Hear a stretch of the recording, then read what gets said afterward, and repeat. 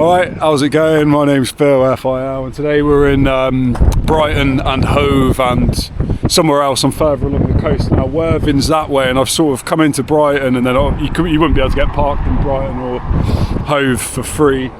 So I've sort of drove along the coast until I found the first place where it was free parking. I've just parked up next to some houses there. And then I've took my rucksack with all my skate packing facilities and got a sleeping bag and stuff like that, so I'm planning to stay out tonight if the weather's not too bad. It's supposed to change, it's supposed to be raining now actually, so I'm going to make the most of it, stop talking, and let's go and check out this skate park here. This is a new park. I don't know whether it's Hove or whatever, I don't know. Let's go and have a look anyway.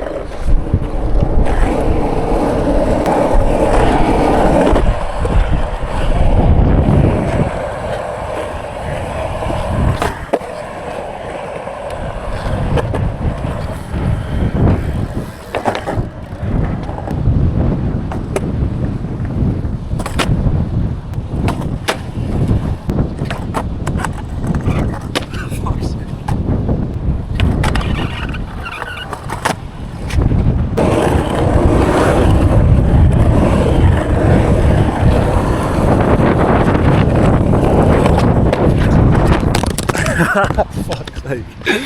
Oh.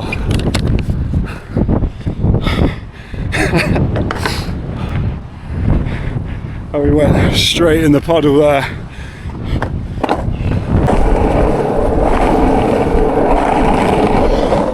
Wow, what a brilliant start to the video. That was really good skate park. I'll definitely go back there, maybe with a different skateboard though, when it's not windy and when there's not puddles all over the floor. Loads of excuses. I had a good little skate though. I managed to fall over probably about 4 times I think in the space of about a half hour. I think I got one of them on camera. But yeah, I could have stayed there a lot longer, but we've got things to do, important things like going to the shop and getting some cans and then finding somewhere to sit, and I'm going to talk to you about Brighton.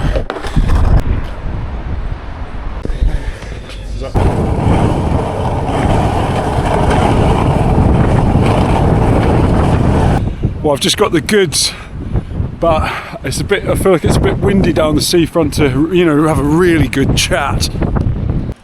Well, here we go, a can of red stripe Jamaican lager beer. This would be my first beer in over a month now. I beat last time's record. Last time I did a Phil's Giving Up Beer Forever, I managed to do a month, done another video, and this time I've done like a month and a week. And I've watched both those videos today before I come out, and just to make sure this is exactly what I want to do, and it's still what I want to do. And I'm not going to keep going on about it because I don't want this video to just be one of them, I don't know, sort your life out videos.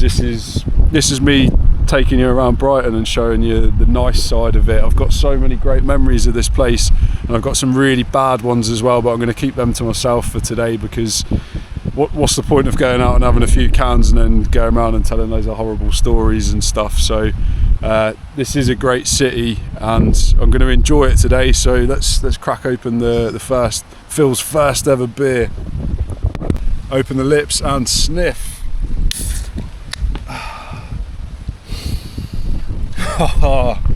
Phil.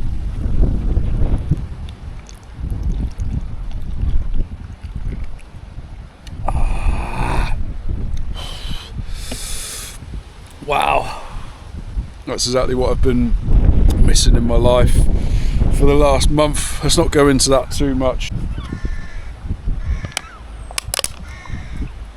Well, what a treat that really was. And we've started now. I've just broke through the barrier, so we might as well carry on and enjoy the rest of the day to make it worthwhile. And I'm on a bit of a budget today as well. Today my new business plan is to stop spending more on the videos than I make off of them, and I reckon I'll probably make like 50 quid, maybe 60 quid off this video once I've uploaded the main one to YouTube and then did a few little TikToks out of it. I'll probably make about 60 quid if I'm lucky, so we definitely can't spend over that. If I can spend like 50 quid and then make a tenner off it, then it's been worthwhile, isn't it? So I can't go to all the pubs I'd like to because it's fucking expensive here. It's London prices for a beer in most of them. And honestly, I'd love to have got the train into Brighton, got off and then went to every single pub through the lanes and give you the amazing tour, but we're doing it on a bit of a budget, so cans from the shop, and there is a couple of Wetherspoons. I'm going to go there and get a few. I'll get a pint in there for £3 I think, so we still go to them, and then we'll just I'll wander around the city and I'll hopefully come up with some fantastic stories from back in the day. Let's go. Straight to the shop for another can.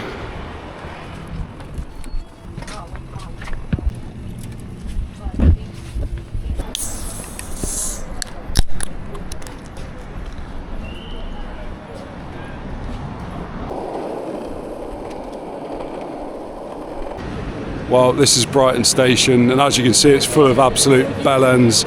I used to work in this M&S food over there, so let's go in there and let's get another can.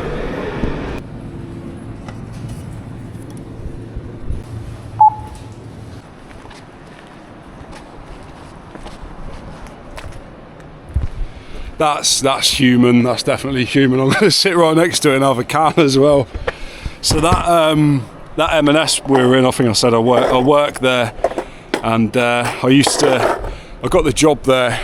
Basically, I moved to Brighton, I don't know what year, but back in the day, I lived in Plymouth before then, and me and my mates were all in a band, and we were in like an indie-ish band, and I can smell that while I'm sat here, and it's nice, to be fair.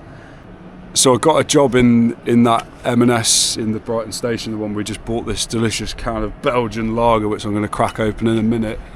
I got a job in there. Basically, I moved there from Plymouth when I was like, I don't know, 17, 18 or something like that.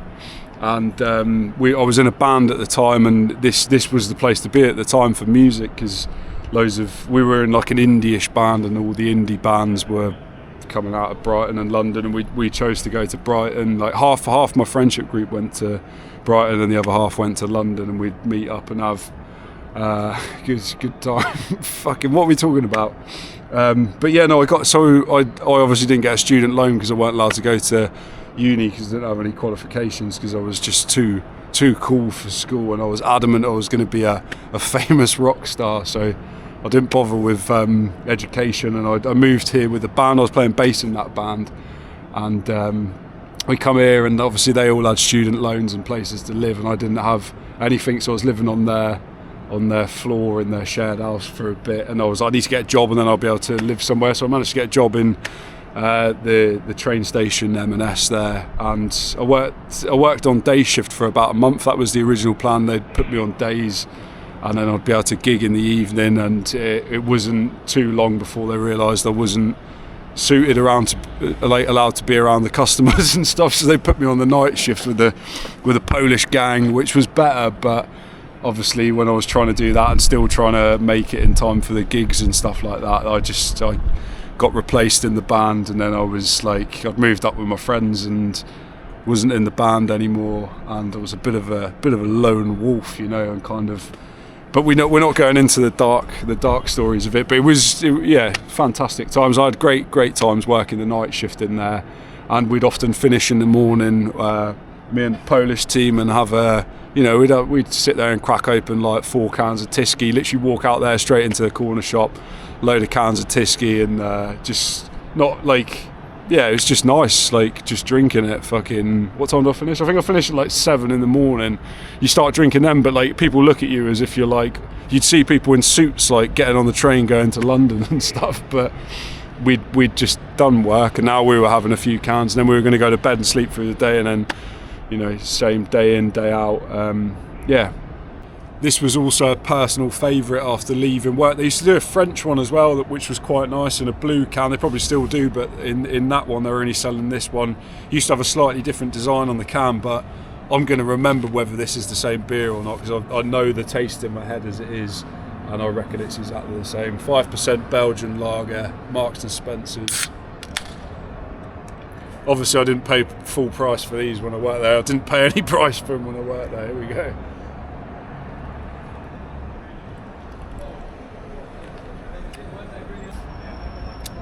Same beer, exactly the same beer, lovely. A lightly hopped, medium-bodied lager from a family-run independent brewery in Brabant, Belgium.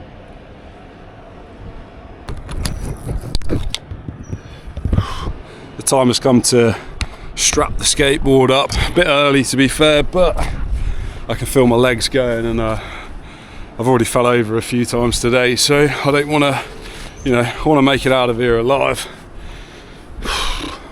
Right, let's go and have a little wander. Fucking hell, a bit too close to that. Under that bridge was one of my busking locations back in the day. Some mornings I'd finish work and go and stand under there singing some of my brilliant songs and probably make like 50p an hour or something. And just down the road here we've got the Prince Albert, some brilliant graffiti on the side of it, and this one here is an official Banksy, and they've put some sort of plexiglass over it so no one tags over it.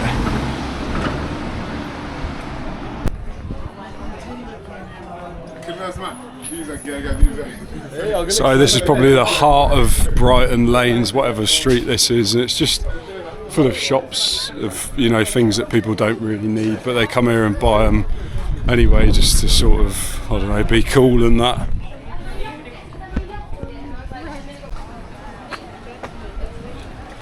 Well, this is the Royal Pavilion Park, and as you can see, it's a beautiful place. I'll take you over there in a minute, but there's like a big palace over here, and then there's obviously a load of old bastards having tea and coffee over there. I said I wasn't going to do any savage stories, but I've got one I've got to do while I'm here. Let's go and do it now. Right, here we go. So this is where it starts. I was busking in here. Fantastic location, great acoustics, and especially at early hours of Saturday morning when people are leaving the clubs. There's loads of clubs on the seafront there, and they'd all walk through here. They'd hear you playing the guitar. You play Wonderwall, and suddenly people start turning up and give you a load of coins. And whilst I was doing that, I made friends with some guy. I'm trying to work out how I'm going to word this so it don't matter where he's from, but like this guy was in the country illegally. I found all this out afterwards. He was in the country illegally, and he had some pretty serious like religious views, and he had some mental health problems as well. We found this out afterwards after I spoke to the detectives. Anyway, so I'm here and I'm playing some shit songs, and I got speaking to this new friend, and missed the main point here. So I'd been drinking, and I'd had some sort of I don't know, I'm trying to word it without getting demonetised, but I'd had an upper, which has got 4 letters in the title. I'd had some of that, and if you've ever done that, it kind of makes you want to be friends with everyone and that. So I'm just making friends with anyone is what I'm trying to say. I got speaking to this guy, and I obviously didn't clock it at the time because I was in the same, you know, I was in a frame of mind where I'm like, everyone's amazing and stuff. And I made friends with this guy, and I didn't realise it till after I found out what had happened. Like the way he was being towards me, and he was kind of like, "Oh no, come with me. We'll go and get some beers. Then we'll go and sit in Pavilion Park. That park we just walked through." And I was kind of like, "Yeah, let's do it, whatever." Packed up my stuff. We went to the shop over there. I spent some of my coins in there and bought us a few beers. Put them in my guitar case. Let's cross the road and finish the story. So yeah, we went into that shop over there called Well Done. I think we bought Tiskies. That was what I was on at the time. And I'm not going to be able to cross the road now to finish the story. I'm doing it. So we bought a few cans of Tisky, and the plan was we were going to go to Pavilion Park just over here. I was going to get the guitar out, teach him a few things on the guitar. We'd have a few beers, whatever. He's my new best friend. So we left the shop. We walked up here. And there's loads of other people that had the kind of same idea as us, like the pubs and clubs are just closing, so everyone's going to the shop, they're buying some cans. So there's loads of people around here. It's Saturday night, it's absolutely heaving. And we got to about here, and I remember there being a bit of an altercation in the street. I'm kind of laughing and joking with some other people, but my new best friends kind of stood just behind me here. And I heard a scream, and I turned round, and I seen some random guy there with his hand on his neck. And his missus kind of grabbed hold of him, and he took his hand off his neck, and honestly it was like fucking hell, it was like something out of a Tarantino film. You've seen like Kill Bill, you know, where they lop someone's head off and suddenly it's like, it literally sounded like a snake. His neck was like, he was bleeding out bad, and the guy that I'd just made friends with had basically, how am I going to word this, like jabbed a kitchen utensil into his neck. And I remember seeing him out the corner of my eyes. He legged it off through the park, and I'm kind of stood there in the middle of it, out of my face, just like, oh my god. And it is something that's kind of stuck with me, because knowing what I know now, after I've done some medical training and stuff afterwards, and I should have done is fucking got down there and plugged his wound and stopped him from bleeding out. But what I did wasn't the right thing to do. But I legged it down the street here because I saw a police car there. I remember clocking it when we were outside the shop, and I legged it down there. I found a police officer, and I've seen the footage of me after. I had to go and give interviews and stuff for this, and I've seen the footage of me like legging it towards, I shouldn't be laughing, but legging it towards this police officer on his body cam, and I'm literally like, someone's been up the street, I can't say the word, but jabbed with an S and a T at the start. Someone's been, and his initial reaction was kind of like, you know what I mean, are you joking sort of thing, and I was like, seriously, legged it up the street with a policeman, and we come back up here, and it just started raining as well, so it probably looked worse than it did, but he's on the floor, his missus is crying, and he's clinging on for life, and this whole area here, not even joking, was like a massive red puddle.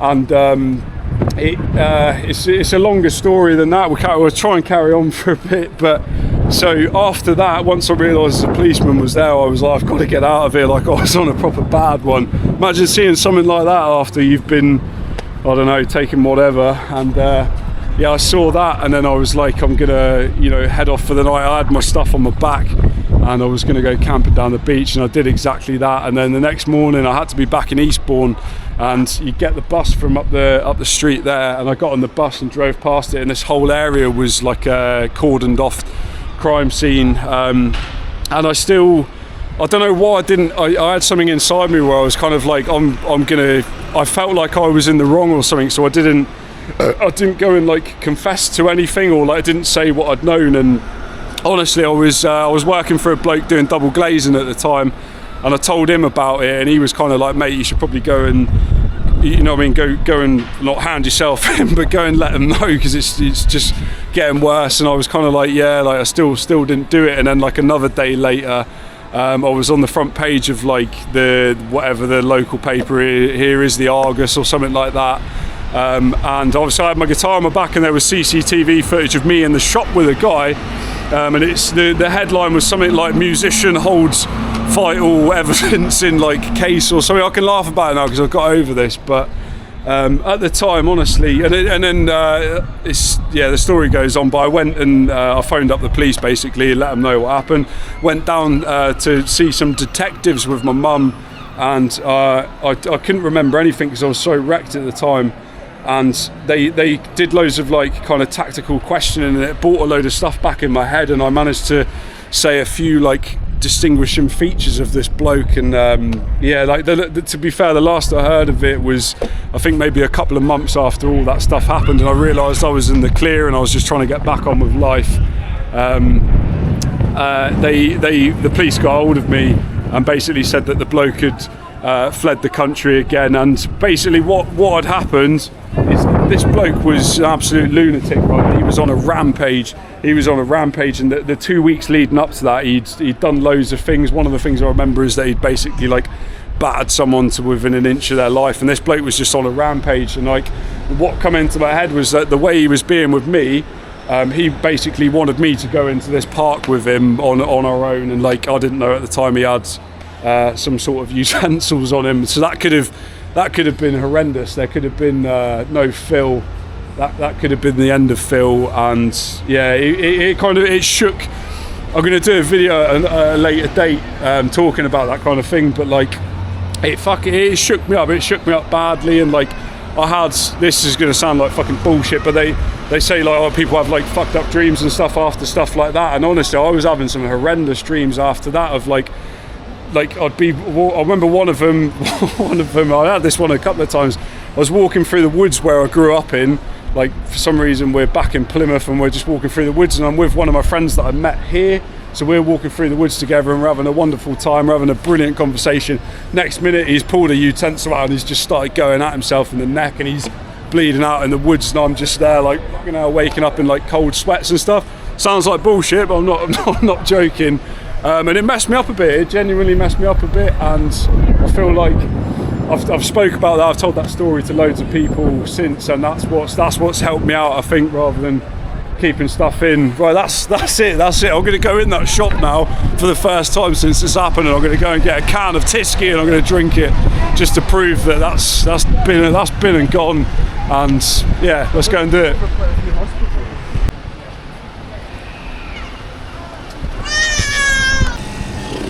Exactly the same fridge and everything.